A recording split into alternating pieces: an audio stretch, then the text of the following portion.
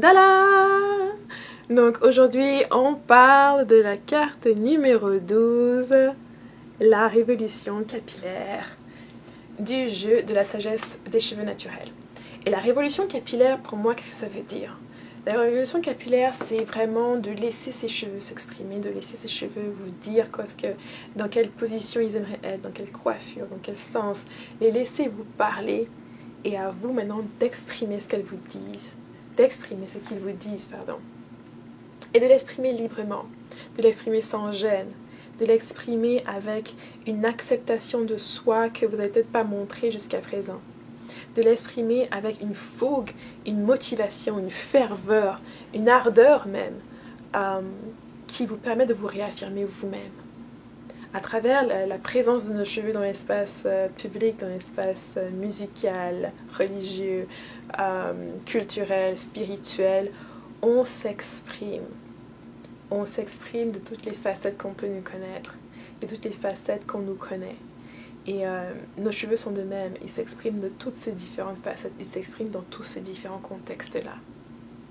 Alors qu'on puisse penser qu'ils veulent être dans un style protectif, être libérés, lâchés au vent, ou alors être en twist, en vague, en natte, dans toutes sortes de contorsions, dans toutes sortes de positions. Laissez-le vous dire ce qu'ils ont besoin.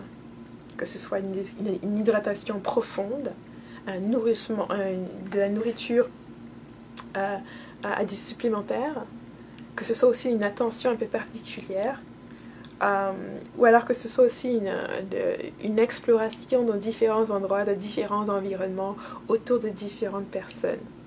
Donc, la révolution capillaire, pour moi, c'est pas tellement une bagarre avec le système, ou un système qui nous refuse, une question d'inclusion et tout ça. Moi, je pense que c'est à mettre de côté.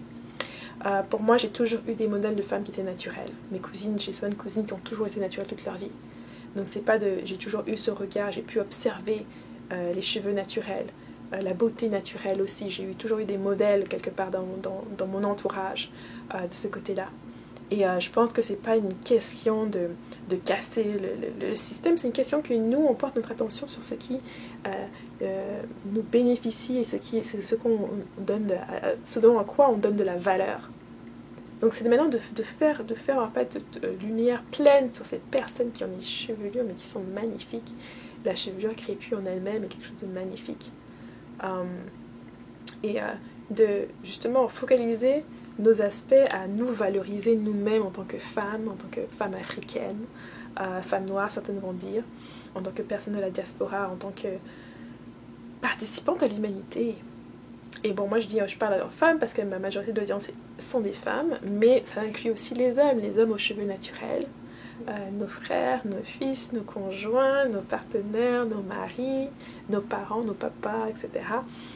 D'avoir cette aisance de pouvoir avoir des cheveux naturels. Je pense qu'il y a tellement il y a un lien sacré qui se crée entre une femme et un homme lorsque vous pouvez toucher vos cheveux l'un de l'autre et ressentir justement l'énergie passer d'une personne à l'autre et être assez ouvert pour avoir toutes les pensées qui viennent derrière, qui remontent et qui vous touchent pas juste ici dans la tête, mais qui vous touchent aussi ici dans le cœur. Parce que ça va vous montrer l'essence de qui vous êtes. Ça va vous montrer aussi l'essence de ce que vous devriez, à quel point c'est important de valoriser ce qui nous ressemble, de valoriser ce qu'on est et de contribuer à l'essor de notre patrimoine, de qui nous sommes. Nous apportons à la diversité humaine. Nous avons cette particularité que sont nos cheveux. Et ces cheveux-là, ils ont une place, tout comme toutes les autres sortes de cheveux. Et c'est important de reconnaître ça et d'y faire face et de valoriser le reste. Donc pour moi, la révolution capillaire, elle est avant tout ici, elle est avant tout ce mouvement qui se fait en nous-mêmes au fur et à mesure qu'on réalise, qu'on s'ouvre à l'importance du côté unique que nos cheveux ont, à l'importance que nous aussi on a une place dans cette humanité et dans cette féminité avec nos cheveux tels qu'ils sont.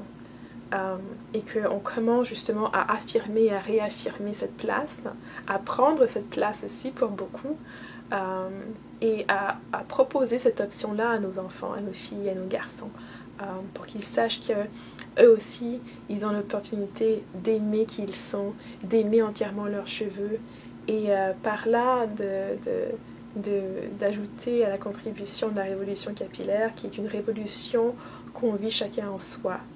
Moi, ce serait mon message, que la révolution capillaire est une expérience qu'on vit en soi, non pas tellement une expérience de rebelle avec des torts et des carnages et des combats, mais plutôt une révélation, une redécouverte de soi-même, une redécouverte qui commence à l'intérieur mais qui s'exprime à l'externe lorsqu'on voit par nos gestes, par nos pensées, nos actions, qu'on valorise cette texture des cheveux qui est unique. Donc merci d'avoir été avec moi. C'était un petit mot sur la carte numéro 12. Et puis les informations sur le jeu sont dans la boîte de description. À bientôt!